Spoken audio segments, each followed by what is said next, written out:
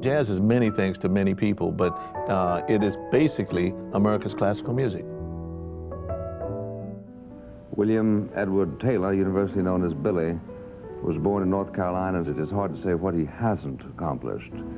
He is a performer, a lecturer, a regular television host, a radio station owner, a soloist with symphony orchestras, a trustee of the Rockefeller Foundation, a member of the National Council of the Arts, and a composer. I thought that if I was lucky, I'd get to be the world's greatest piano player. As I grew older, I realized that there was no such thing as the world's greatest. If we were talking about a jazz musician, there was someone who did something totally different from what he did and did it just as well. I said, well, I have to readjust my thinking and see if I can find a spot so that I say, well, I do this better than anyone I know, you know. So I had to find something I did better.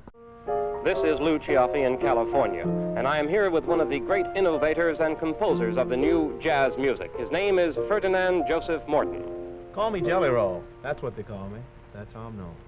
Mr. Jelly Roll Morton is known among the jazzmen of Storyville, of Chicago, and St. Louis as one of the finest inventors and players of this new kind of music. I have put my mark on the music, and when you hear it, you're often playing my melodies. He's been explaining and demonstrating just how this new music comes about. And I'll continue to elucidate and to indicate to you how it all happens.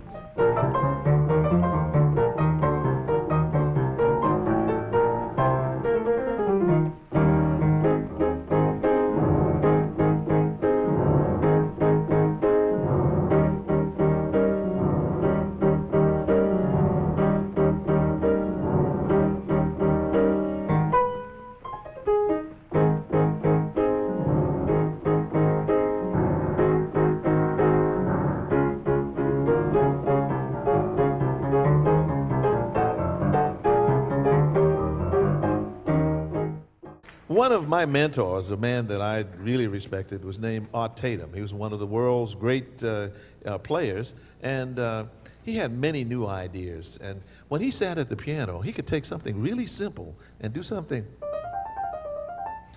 like that, and really make a piece of music out of it. And we have a film clip of Art, just briefly, that I'd like to show you, because I like just watch his fingers as he plays. This is Art Tatum.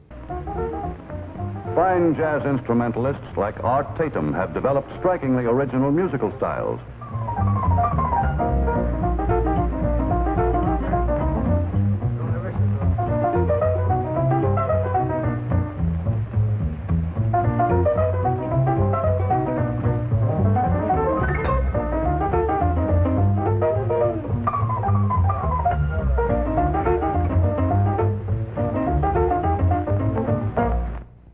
Art Tatum, he was really special, you know, doing all really fast and very beautifully. I worked with, in the place where he was playing, the club, that particular clip was filmed by the March of Time when we were all working on 52nd Street at a place called the Three Deuces. I worked with Ben Webster there. It was my first job on 52nd Street. And right next door, Coleman Hawkins was another wonderful saxophone player that I had the opportunity to work with. But when I came back to the Three Deuces, it was with one of my all-time favorite singers. Her name was Ella Fitzgerald, and I loved the way she sang. She was really special.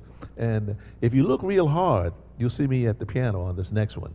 I was a whole lot younger then.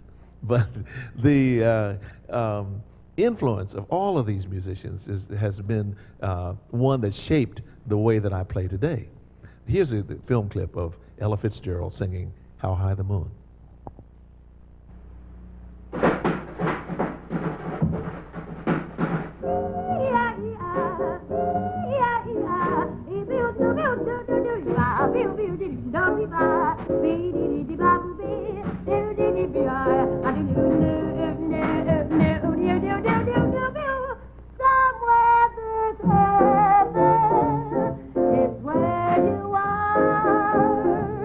Somewhere there's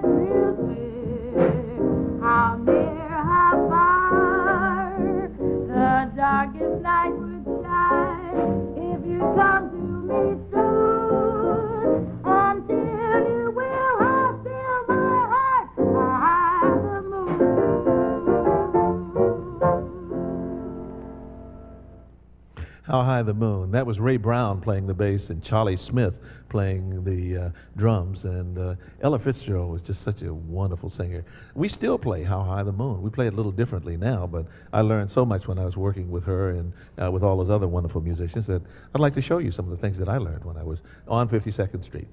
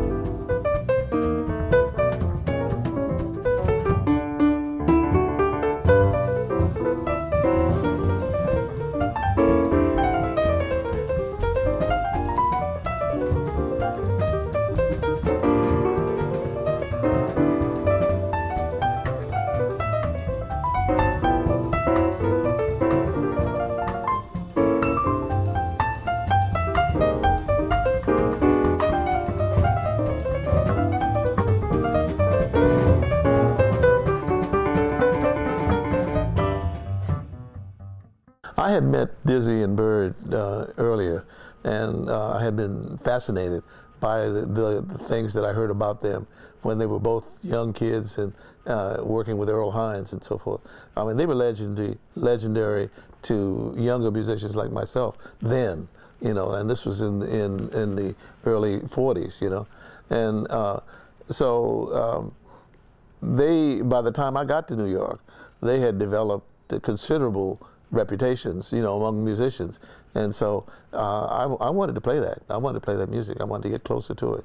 And I did. I got a chance to sit in with Dizzy Gillespie on 52nd Street with the original bebop group that he put together with Don Byas and Max Roach and Oscar Pettiford and himself. And it was really a joy to learn those little tunes. I mean, I was one of the first guys to learn it. Dizzy taught them to me. He said, "Look, you know, these are the changes. This is what you do. This is how to do it." And so I was, you know, so I when I went to the West Coast, I was telling guys out there who had never been this close to it. I said, "No, the changes are this, and this is what you do." Dizzy told me this. The subject is jazz.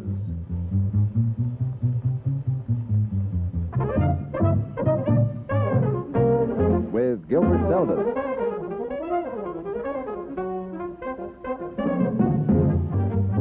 This program, Bop.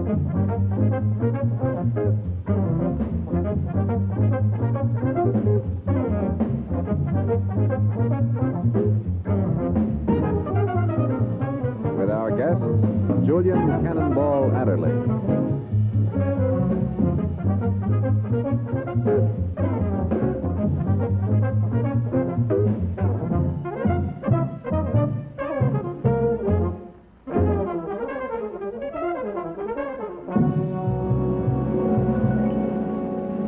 Go beneath the surface of bop, which I have mentioned, and ask Billy Taylor what, in essence, bop is.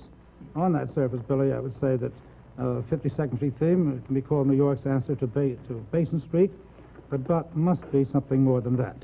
Well, bop was an extension of many devices and conceptions which existed in swing and earlier styles of jazz. As far as bop was concerned, they used their approach was much more subtle the use of syncopations were usually in the order of this.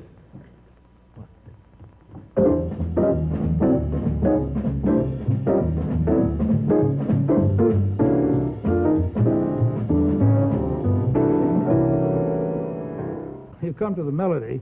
Where is that sustained? What happened to the melody? Well, a melody is basically a series of single tones rhythmically arranged so as to produce a pleasing effect on the ear. Bebop melodies were harshly criticized by many people because the listeners found that their ears were affected in a manner far from pleasant by some of the unfamiliar intervals which bop songs were characterized by. Generally speaking, the bop phrases, which were related harmonically and were, well, linked together with very careful attention to the subdivisions of the beat, many of them sounded like this.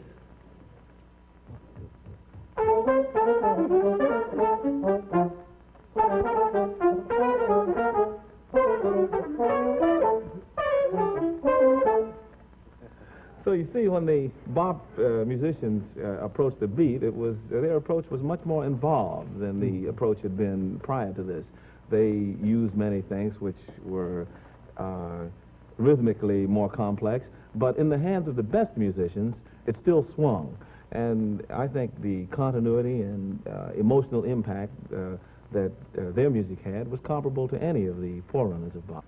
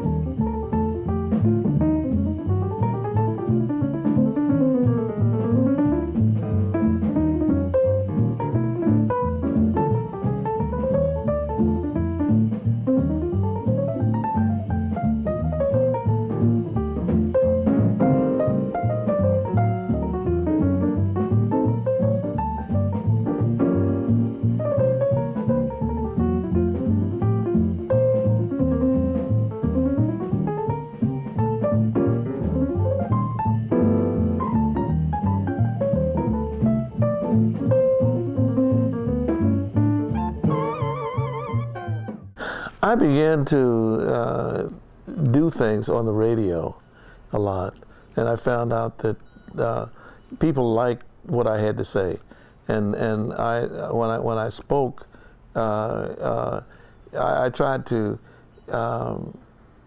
really tell my audience, let them in on what I was doing. That was the first time in my life that I got really recognized. I mean, people knew the sound of my voice better than what I looked like. In the elevators, you know, in a department store, you know, talking to my wife or somebody, and say, I turned around and said, "Oh, hey, man," you know, and people recognized my voice, and that was they didn't know what I looked like, you know, and that was very nice. When I was a young trumpet player, I think I first became aware of Billy Taylor when he became the musical director on the David Frost Show, and I used to run home from school so I could see the band on David Frost, because he featured his band quite prominently. Make the announcement totally yourself. You've got young Billy down there. And... Ladies and gentlemen, Mr. David Frost presents Willie the Lion Smith and Billy Taylor. And one, two, three, Perdido.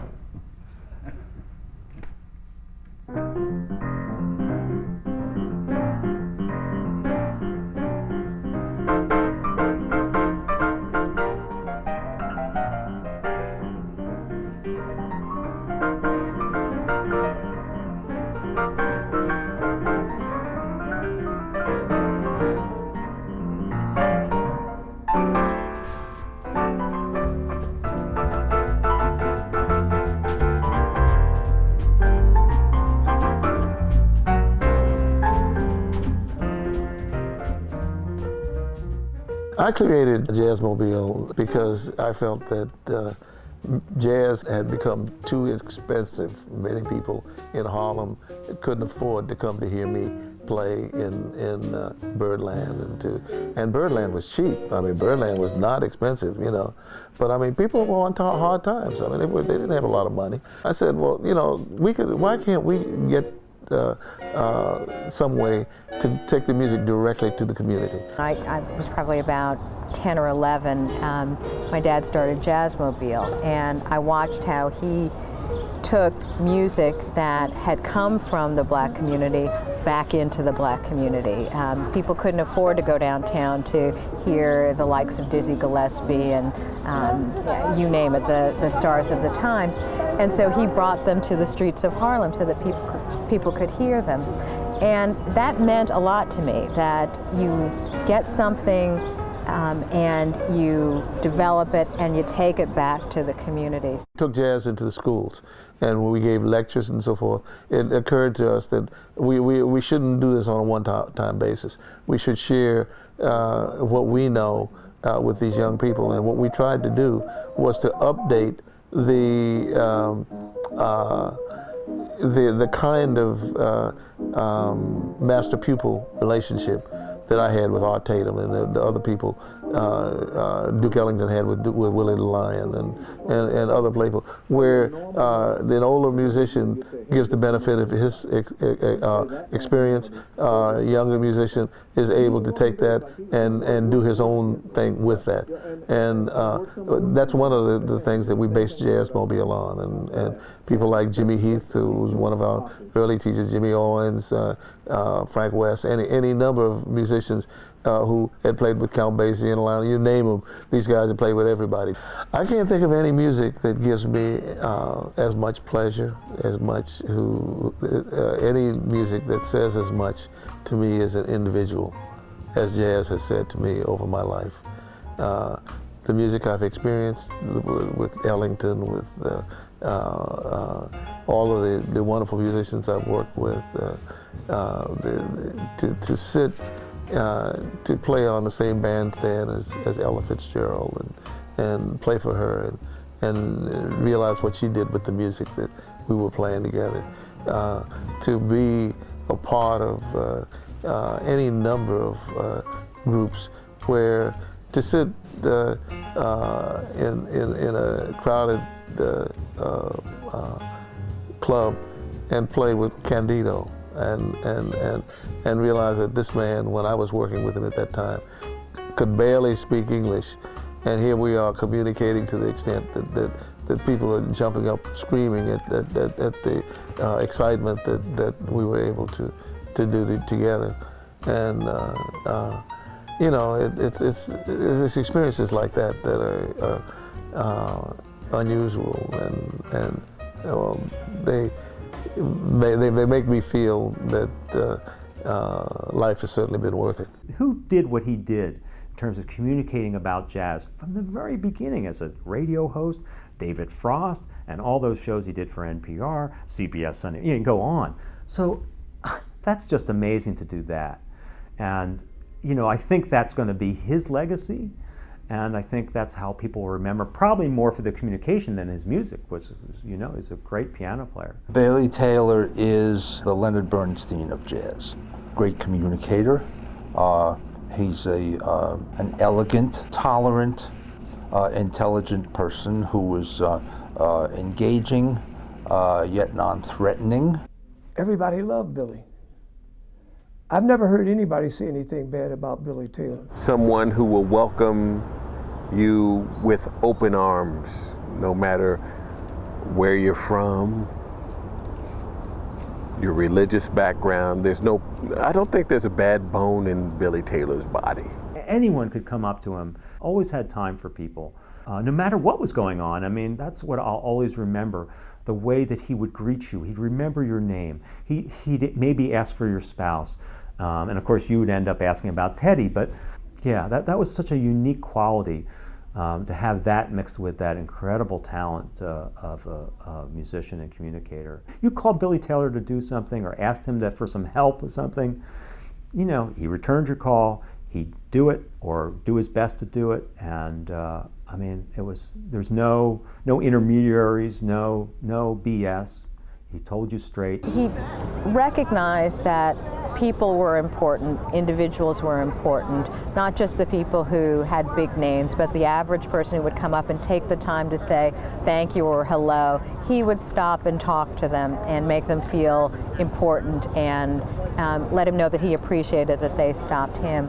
And that said a lot to me. Not only his work with Jazzmobile, but his work just with individual people made me realize that he cared about people, he focused on people, he enjoyed it, he thrives on that. When I came to New York, I was 18 years old, and I did have the opportunity to play with Dr. Taylor on the David Frost show. I think I was still 18, and I remember one time I showed up a little bit late for the rehearsal, and Dr. Taylor sort of gave me this look, okay, youngster, but I still feel guilty about it to this day. But he was very kind to me as a young upcoming musician, because there were all of these great trumpet players in New York, and he chose me to come and sit in with his band. So I was very honored to be able to play with his band. Billy is a pianist, is a wonderful stylist in his own right. When I hear Billy Taylor, he has his own style and his own signature. And that's the thing about when you are a jazz musician and you have arrived at that point where your style and your sound is identifiable, the way you approach your phrasing and your use of the rhythmic aspects of things. And Billy had that, and he was able to transcend a variety of styles. He could work with Ben Webster, he could work with Charlie Parker, on and on and on. His track record speaks for itself. He not only loves jazz and understands it, but is able to communicate it in essential terms so that anybody feels that they're able to understand it. Dr. Taylor is a notorious practicer and rehearser. And I think that's one of the qualities that makes his music so special. He wants to get it just right. And as a guest with his group, his trio, I felt like I was at home. And I thought that was very gracious and generous of him to welcome me in that manner. One of the things I always loved about Billy too, and I'm going to miss him because he mentored me and I learned so much from being with him. And every time I'd call him, he was always ready, willing, and open to discuss things with me and offer me ideas. Well, why don't you try this? Or maybe you might want to look at this a little. That kind of thing. It wasn't just well, kid, you know, do this kind of thing. It was always, he was very open and able to really blend in with creating a dialogue, not a monologue. He's one of my heroes, and although I have many heroes, he is one that remains and is very steadfast. He will remain a part of my life, and he will be an inspiration to me.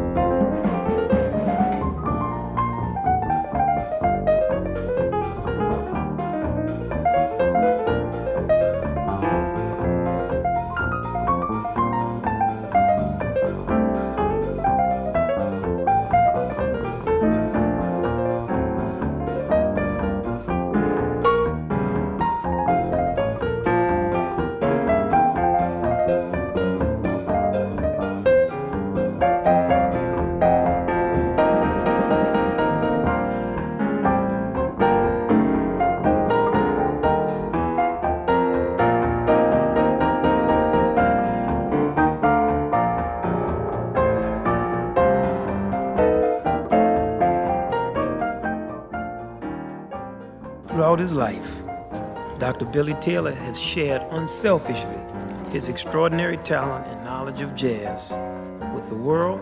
He shared it with soul, feeling, comprehensively, and with style. And we're all certainly much richer for it.